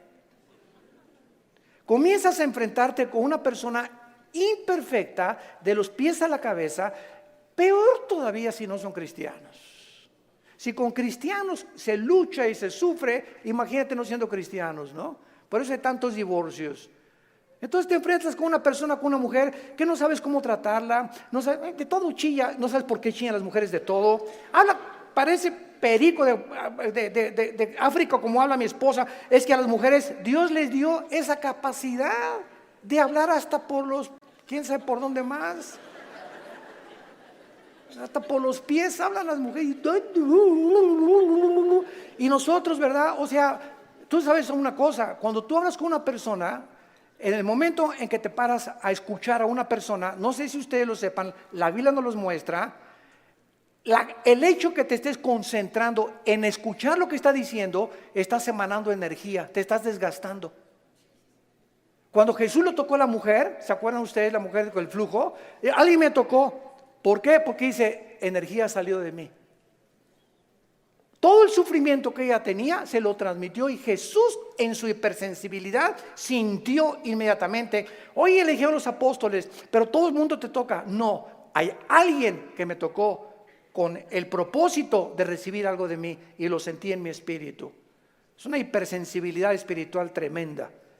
Pero cuando tú te sientas con alguien, entonces esta es la razón por la cual mujeres, los hombres nos sentamos y viene tu esposa y 15, 20 minutos y a los 10 minutos no tenemos la capacidad, yo no sé cuántos de ustedes sean superhéroes, ¿no? Pero la mayor parte de los hombres no tenemos la capacidad de oír más de 10, 15 minutos. Comenzamos, sí, amén, gloria a Dios, mi amor. Sí, es cierto, sí, te amo, tienes toda la razón, ¿no? Comenzamos ya con el avión, etcétera, etcétera. Pero ustedes las mujeres mi esposa se junta con otra mujer, o cuando se juntan las pastoras, y 6 horas sin parar. Yo llego a los restaurantes, me recoges a las 7, sí voy a las 7, y ahí está, digo, oye, mi amor, te dejé a las 2 de la tarde, y sigues en la mesa platicando con ellas, y se despiden, y están en la puerta del restaurante, bye, y en la noche llega y le siguen hablando por teléfono. Señor mío y Dios mío, Jesús, María y José y el burrito que los acompaña, así son. Dejémoslas, felicitémoslas, pero no las contradigamos, mucho menos, porque así las hizo Dios. Las mujeres tienen 7 días al mes que sus hormonas cambian drásticamente en la famosa menstruación. Y durante esos 7 días no te atrevas a decirle nada. No te atrevas a tocarla tampoco, ni sexualmente tampoco, porque está prohibido en la Biblia. Son tiempos en el que vuela la mosca y se ponen a llorar, hipersensibles. Es una semana en la que hay que yo te llevo el desayuno a tu cama, mi amor, yo le voy a lavar los trastes, yo te lavo la ropa del bebé o lo que sea, ¿verdad? Y comienza el hombre a entender la naturaleza femenina, que no estamos para que ellas nos sirvan, no son nuestras esclavas ni nuestras sirvientas. Y cuando comenzamos a darles lo que ellas necesitan, porque las comenzamos a comprender, es cuando vienen las bendiciones de Dios. Es cuando vienen las bendiciones de Dios. ¿Por qué estamos haciendo así? Y no somos mandilones, eso no es ser mandilón. Lo hacemos porque Dios nos dice: ama a tu mujer como yo te amé desde la cruz, con un amor sacrificial. Y cuando yo veo sacrificarte por tu esposa, te voy a bendecir como no te imaginas. Porque el mal que le hagas a tu esposa se te regresa. Es como un boomerang, se te regresa, dice en Efesios capítulo 5. Nadie aborreció su propia carne, sino que la cuida y la sustenta, como Cristo a la iglesia. El daño, las groserías, los gritos, el adulterio mental que traes contra tu mujer, se te regresa y detiene las bendiciones de Dios. Y vas a comenzarte a encontrar desesperado, ya no te puedes gozar en las pruebas, ni en las tribulaciones, ya no tienes paz, ¿verdad? ¿Por qué? Porque necesitas otra vez venir a la cruz y pedirle perdón a Dios por la forma como has tratado a tu compañera, a tu amante, a tu esposa, a la madre de nuestros hijos. Ahí viene. ¿Por qué lo hacemos? Por la fe. Y sin esta fe es imposible que yo agrade a Dios. Vivimos un mundo disfuncional, tenemos que entender esto.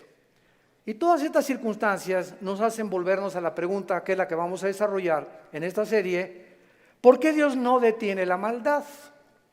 Muy buena pregunta, muy válida filosóficamente. ¿Por qué Dios no detiene tanta destrucción y tantos sufrimientos? Es la pregunta que permanece en las mentes de la mayor parte del ateísmo, y muchas veces no solamente los ateos, sino también de los mismos cristianos. La única diferencia, escuchen esto, señores ateos que nos escuchan, en cualquier programa que haya en el mundo de televisión o de radio o en cualquier foro, nunca a un ateo ni a un agnóstico le van a hacer estas preguntas, nos las van a hacer a nosotros. Porque los ateos no tienen respuestas. Y como no tienen respuestas, por eso se enojan contra Dios, y por eso se amargan, y por eso dicen que son ateos. Entonces, si el mundo va a cuestionar a algún ser humano para que le responda, no va a ir con los ateos, van a ir con nosotros. A ver, ¿tú qué te dices, cristianito?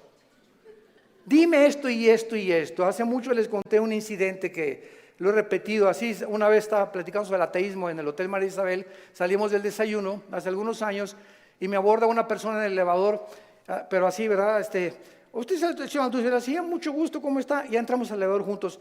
Usted dice que Dios es todopoderoso, ¿verdad? Pero con esa actitud, ¿verdad? Usted dice que es todopoderoso, ¿verdad? Sí, efectivamente, Dios es todopoderoso. Y si es todopoderoso, ¿por qué no acaba con el diablo si él tiene poder? Y le contesté: porque comenzaría con usted.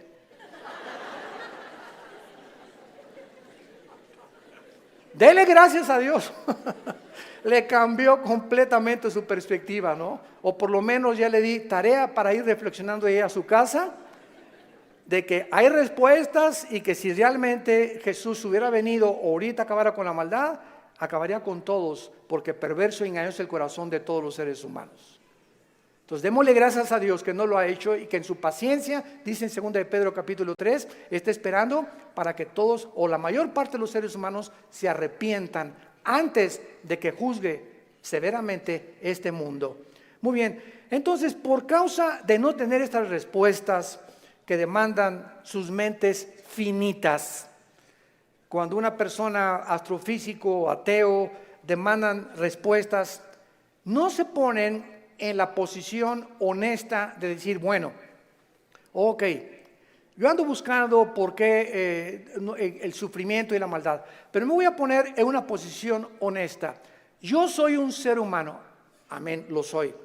Si soy un ser humano y si existe Dios, es lógico, vamos a decir una línea lógica elemental, es lógico que sea un ser sobrenatural y sería imposible poder comprender los pensamientos, así como un niño no comprende los pensamientos de su padre, ni de un filósofo. Aunque es el mismo cerebro, no está desarrollado el niño de 6 años como el de uno de 25 años de edad. Entonces, siguiendo esta línea de lógica, si existe un Dios, tiene que ser mucho, mucho más grande. Entonces, yo estoy ante un universo lleno de misterios, estamos llenos de misterios. Si hay extraterrestres, si no hay extraterrestres, si existen los hoyos negros, si no los hoyos negros, si es el otro, cómo comenzó el universo, de dónde venimos, bla, bla, bla. Estamos llenos de misterios. Entonces, estos misterios no voy nunca a comprenderlos con la mente de caracol que tengo, porque si existe Dios, es un ser hiperdimensional. ¿Qué necesito? Buscar dónde lo puedo encontrar. Si existe un Dios, ¿dónde lo puedo encontrar? Entonces hay mucha gente honesta intelectualmente que se envuelve en religiones. Entonces, por eso Sigmund Freud, el padre del psicoanálisis freudiano, dijo es que el ser humano busca a Dios porque tiene miedo a la oscuridad y a lo desconocido. Y entonces este temor inconsciente, escribió Freud, es lo que impulsa a muchos seres humanos a buscar a un Dios. Se equivocó completamente, porque aun cuando fuera así y me está guiando el temor a lo desconocido, dice la Biblia, me encontrarás porque me buscarás con todo tu corazón. Yo les confieso en mi caso particular, a los 25 años de edad me encontraba yo en un momento existencial en mi vida, que estaba yo en el lodo, así estaba yo en el suelo completamente. Anduve buscando en tantas religiones y por acá y por allá, también experimenté con algunas drogas, era borracho, parrandero, jugador, mujeriego, me decían el aventurero de Tlalnepantla, aunque no vivía en Tlalnepantla. Y a través de esta crisis existencial, mi hermano ya se había convertido, mi hermano Alejandro, y caí de rodillas un día porque los amenacé. Llegaba mi hermano con los cristianos, Armando, arrepiéntete, mira, ustedes están locos. Y llegaban ahí, ¿verdad? Y hasta comenzaron a pelar, en ese tiempo se comenzaron a peinar como Jesús, así, y se ponían hasta unas túnicas blancas y me parecían locos, freaks, como le decimos en inglés, ¿no? Y dije, no, están más locos que nada, es la nueva onda, ¿verdad? Y peace and love y todo así, amorosos y todo, no me convencían. Hasta que llegó esta crisis existencial en mi vida, en la que ya no tuve más que hacer, intenté quitarme la vida 2 veces, ya no quería vivir, dije, no hay propósito, significado en mi vida. Y en esa crisis caí a las 4 o 5 de la mañana, recordando las palabras que siempre mi hermano, antes de irse a la casa, oraban por mí. Y esas oraciones que hacían por mí en la casa me llegaron a tocar las fibras más sin que yo lo supiera, movieron mi espíritu. Y me levantó el Señor, creo, a las 3, 4 de la mañana y caí de rodillas. Le dije, Dios, si tú existes, te necesito. No sé quién eres, pero yo te necesito si tú existes. Y si es verdad que es tu Hijo, al quien tú escogiste y en quien el cual tenías tu complacencia y lo mandaste para que lo oyéramos a Jesús, no dijiste que oyéramos a Buda, ni a Mahatma Gandhi, ni a Mahoma. tú dijiste a Él oíd, si es Jesús, yo lo necesito en mi vida. Le hablé a mi hermano a las 4 de la mañana, pasó por mí a las 5 de la mañana, me llevó a la casa de un misionero bautista con un corazón impresionante por el amor de las almas, y ahí estuve yo en un mes de febrero, marzo, ¿verdad?, de 1974, caí de rodillas junto al piano, que era un músico misionero, y le grité a Dios. Me comenzó con la Biblia: por cuanto todos han pecado y son apartados de la gloria de Dios, la paga del pecado es la muerte, Juan 3:16, Dios te ama, etcétera, etcétera. Y comencé a llorar y a llorar y a llorar y a llorar durante 40 minutos llorando. Y yo no sabía ni por qué lloraba, pero estaba llorando. Sentía que eran capas que se me quitaban así encima. Y ahí quedé tirado todavía como media hora. Ya me dijo el misionero, dijo: vamos a dejar a tu hermano aquí solo en mi estudio. Ya salí yo y sentí como que me habían quitado, ¿verdad?, todas las frustraciones y desilusiones y traiciones que traía, y mentiras de todo lo que, programas virulentos que el mundo me puso. Y fue la forma en la que Jesús me dijo: ¿verdad? Tú eres a quien tú estás persiguiendo. Y de ahí en entonces, ¿verdad?, mi vida fue cambiada radicalmente. Yo supe que había llegado al final de mi vida, y que si Él era Jesús, yo tenía que dedicar mi vida a Él. No había ninguna aventura más grande en la cual un hombre pueda aventurarse a vivir más que conocer a Dios. No hay una aventura más grande. Conocerle es el más grandioso afecto de nuestros sentidos, y amarle el más grande de nuestros propósitos. A los 3 años de que comencé a trabajar yo en la hotelería, era gerente del hotel, el que acabamos de ir ahorita en la reunión de los pastores en Acapulco, enfrente de la Diana. Estuve de gerente como 1 año, gerente en el Hotel Camino Real de Polanco, etcétera, etcétera. Y le dije a Dios: me voy de misionero. Yo creí que Dios me había llamado para otra cosa. Me fui de misionero y me fui a la sierra de Oaxaca, entre la costa chica y la costa grande, entre Oaxaca y Guerrero. 3 años durmiendo en pisos de adobe. Mi cojín era un ladrillo envuelto en periódicos, y me tapaba en la noche con periódicos, con los indígenas.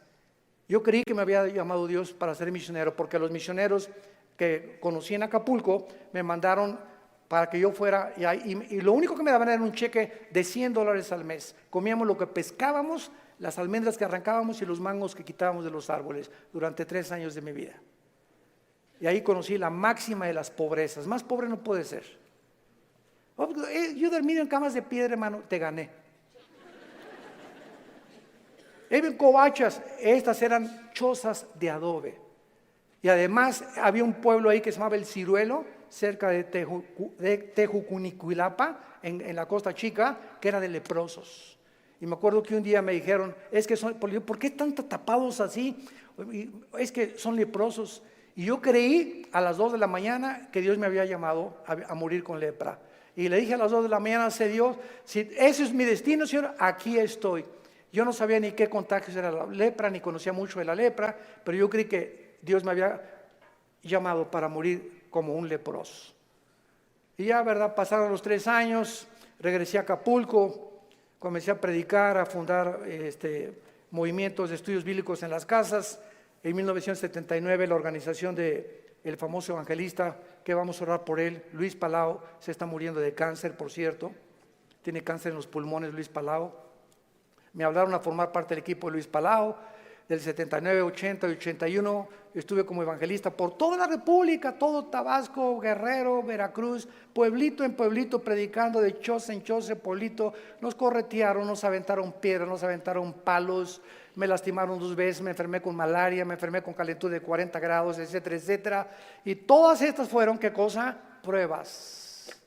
Dios estaba forjando carácter en mi vida, que era muy importante para lo que más tarde me tenía que enseñar. Y el secreto, quiero decirles a ustedes, el más grande secreto de la vida es no amargarte. Es el más grande secreto de la vida cristiana. Un cristiano amargado no entra a la tierra de Canaán. No pasas Canaán. Dice en Hebreos 12 que bloquea la gracia de Dios la amargura. No importa lo que nos hayan hecho, lo que nos digan, Me acuerdo en los 80s cómo nos calumniaron, me dijeron que me había casado 4 veces, que tenía hijos hasta en Iztapalapa, 15. Bueno, es increíble, y todavía me dicen que de vez en cuando han oído esos rumores, ¿no? Ya le gané a Salomón. Puras mentiras. Pero el diablo es encargado de verdad de buscar la forma de desprestigiarte, de impedir. Pero ¿sabes una cosa? Que nuestro destino no depende de lo que la gente piensa, nuestro destino depende de Dios. Y nadie puede arrebatarte ese destino que Dios te ha dado. Nadie, absolutamente nadie. Y para terminar, sí existen respuestas, y mientras todo se aclara, y mientras nuestra poca y chica y limitadamente intelectual comprende, y ahorita comenzamos ya con el Espíritu Santo a entender muchas cosas más que sin el Espíritu Santo imposible poder comprenderlas, Dios nos deja 2 consuelos. El primero, la resurrección de nuestra vida. Vamos a volver a vivir. Hijo, ten calma. No importa lo que estás pasando, cuando tú mueras y resucites, vas a tener el cuerpo que anhelabas tener. Si eras chaparrito y pelón, vas a ver el cuerpo que te voy a dar. Si te decían la tintorera de Tlanepantla, vas a ver la belleza que te voy a dar. Y lo que hemos sufrido, las enfermedades, todo lo que pasemos aquí, no nos imaginamos. Y la esperanza de que vamos a tener un cuerpo fue que Jesús se levantó de los muertos. Él es la esperanza y la gloria de nosotros. Vamos a volver a vivir. Y todo lo que hayamos sufrido y lo que hayamos afligido, y si acabaste en silla de ruedas o no silla de ruedas, o con cáncer o no cáncer, o lo que hayas pasado, no va a ser comparable con las glorias que en nosotros se van a manifestar. Y la segunda consuelo es que vamos nosotros realmente a tener un mundo nuevo, donde reine la justicia y la paz y la equidad. Viene ese mundo que anhelamos y que queremos cambiar por las revoluciones armadas, por la guerra, por la política, por la educación. De ningún esfuerzo humano el mundo va a cambiar hasta que Jesucristo regrese con todos nosotros a establecer su reino milenial. La pregunta en esta mañana es la siguiente: ¿estás tú preparado si tú murieras esta noche para encontrarte con tu Dios? ¿Estás preparado? ¿Estás seguro que tienes a Jesucristo? Asegúrate en este momento recibiéndole como tu Señor y Salvador. Inclina tu cabeza y dile estas palabras. Señor mío y Dios mío, aún no te entiendo, pero he comprendido que no necesito entender todas las cosas, más que una sola: te necesito. Sé que tú en la cruz enviaste a tu Hijo a pagar con su sangre por mis pecados, y que la resurrección de Jesucristo transformó el imperio romano, transformó la historia humana, al grado que la historia se cuenta antes y después de la vida de Jesús. Señor Jesús, gracias por esta muerte en mi lugar. Creo que con tu sangre pagaste lo que yo no podía pagar jamás. Y creo, como resucitaste de los muertos, que estás vivo. Y en este instante te pido, porque creo que vives, que entres a mi corazón. Señor, te necesito. Yo sé que con el tiempo comenzarán a caerse las cortinas de mi mente y comenzaré a comprender más y más cosas que ahora no entiendo, pero lo único que sé es que te necesito, que moriste en mi lugar y que nunca me dejarás ni me desampararás. Te recibo como mi Señor y mi Salvador. Amén. ¿Qué haríamos sin la Biblia? ¿Qué haríamos sin este maravilloso libro? El libro de los libros. Todos ustedes en esta mañana que por primera vez han hecho esta oración, nos gustaría bendecirles y saludarles. Y si tú en esta mañana hiciste esta oración por primera vez, ahí desde tu lugar, te pido que te pongas de pie. Párense los que hicieron esta oración, invitando a Cristo a sus vidas. Gracias a Dios. ¿Cuánta gente? Que Dios los bendiga. Gracias. Muchas gracias. Gracias, joven. Que Dios te bendiga. Alguien más. Que Dios la bendiga. Gracias a Dios. Allá atrás también. Muchas gracias. Gracias, Señor. Gracias, señorita. Gracias, joven. Que Dios te bendiga. Gracias, Padre, por todas estas personas, estas nuevas almas que vienen a la cruz. Nos ponemos de pie para recibir la bendición pastoral. Los que quieran extender su mano hacia acá lo pueden hacer. Los que no hay ningún problema. Es en señal de que recibes esta bendición. Dios bendiga tu vida. Dios bendiga tu matrimonio. Y les dé la paciencia para tolerarse y soportarse el uno al otro hasta que venga Jesús. Y esta fortaleza solo nos las puede dar el Espíritu Santo, viviendo en la palabra de Dios. Dios bendiga a tus hijos. Dios bendiga el fruto que llevas ahora en tu vientre. Que esta criatura crezca y nazca en un hogar cristiano, con principios de ética y de conducta moral. Que pueda el muchacho crecer con la seguridad y decir siempre: mis padres se amaban, mis padres se respetaban. Dios bendiga a tus padres, Dios bendiga tu trabajo, tu entrada y tu salida. A sus ángeles mandará para que tu pie no tropiece en piedra. Él te llenará el conocimiento de su voluntad con toda inteligencia y sabiduría espiritual, para que andes como es digno de Él, llevando fruto en toda buena obra y creciendo en el conocimiento y la gracia de Dios. Nosotros ya no estamos en tinieblas, estamos bajo la luz, para que seamos luz en medio de una generación que se está degradando y perdiendo rápidamente por la corrupción que hay en el mundo. Que esa paz que sobrepasa el entendimiento, guarden ahora tus pensamientos y tu corazón. En el nombre de Jesús les bendecimos. Amén. Que tengan paz.